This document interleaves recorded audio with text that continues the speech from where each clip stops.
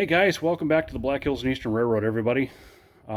We cut down a birch tree today. We cut it down at my sister-in-law's place. She lives a handful of blocks over from us here in southeast South Dakota.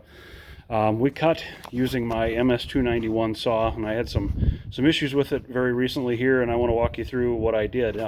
I said a while back that we would be taking a look at small outdoor power equipment here on the channel, and that's what we're doing today. I ran into an issue that I don't think is very common with these things, so I want to walk you through that. Anyway, a little bit of background on the saw here. I've had this for 8 or 9 years.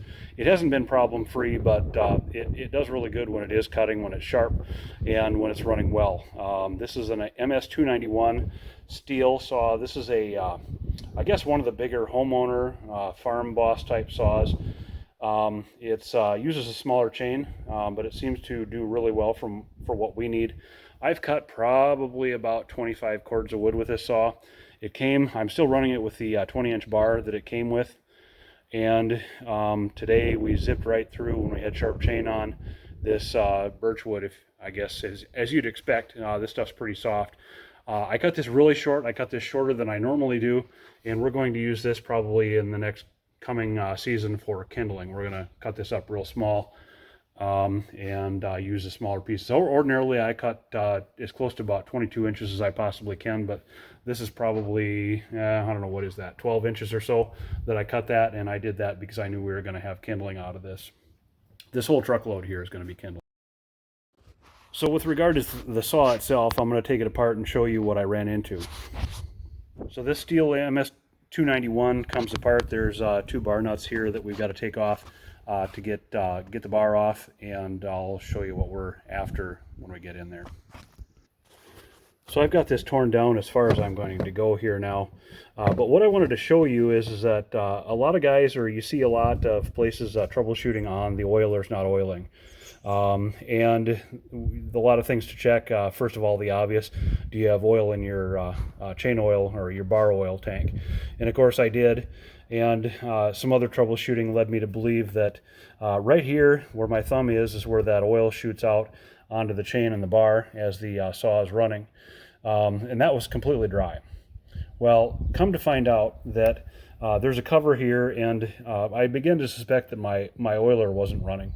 So there's a cover here. There's 1, 2, there's another screw around here someplace that holds this cover on, and below here, this sprocket and basically the clutch here, that comes off. There's a what they call an E-ring, and then there's a washer, and that comes off, and then below there's the clutch. And what happened is some piece of something or the other got in behind here and basically destroyed my oil pump.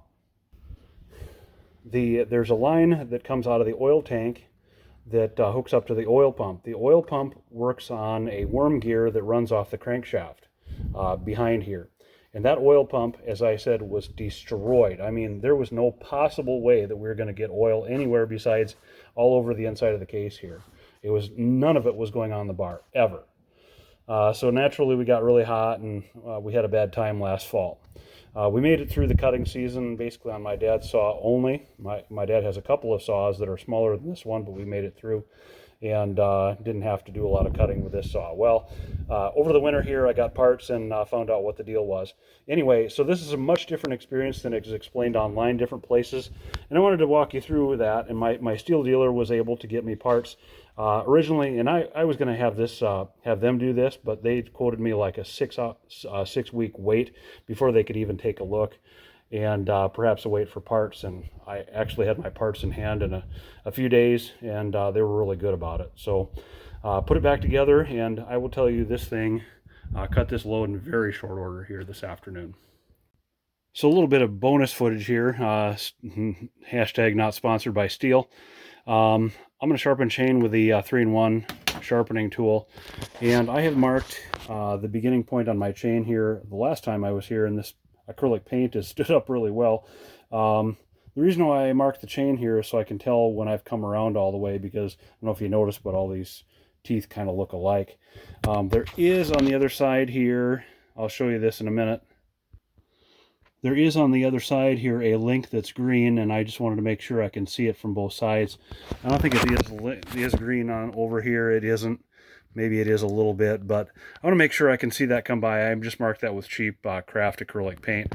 And like I said, it's held up really well. I'll get started with the file here and show you that in a minute.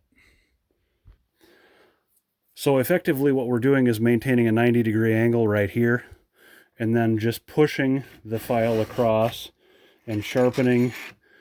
And what I do is I follow that same angle that the sharpening tool is, and I'm just giving very gentle pressure, and I'm only giving pressure going that direction.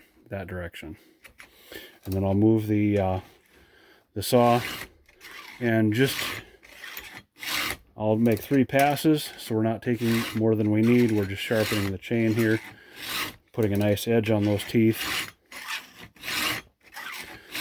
And I'll bring you back when we're done going this direction, and we're going back the opposite direction on the teeth going the other way. Okay, and I can see that I'm back to my original starting place not because I saw that white, but I saw a little bit of green on that link on the other side. So we'll turn the saw around and go the other direction now. So now we're sharpening the teeth going the other direction here, and I know that I just noticed somebody's going to comment that I've got my bar on upside down. And I do that. Every time I change the chain, I will invert the bar from where it was on the last time, and that's so the bar wears evenly.